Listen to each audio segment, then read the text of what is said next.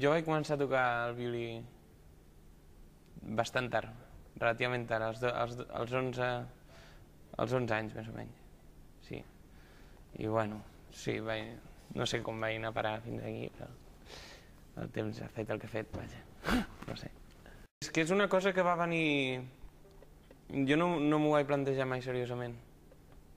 Fins ja ben entrat al batxillerat, tot i que ara veig que si no m'hagués pogut dedicar a una altra cosa, la música és algo vocacional i vaig arribar a parar aquí tard, però bueno, vaig arribar a parar.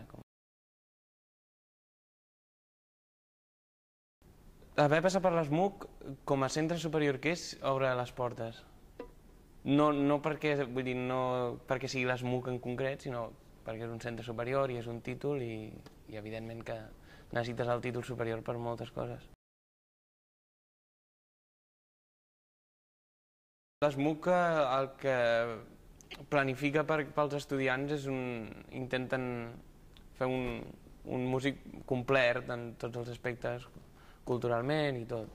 I bueno, vull dir, no només t'ensenyen a tocar l'instrument, sinó a entendre la música tal com és i viure en un món, en la societat actual, que hi ha moltíssimes coses que s'han de saber, s'han de fer.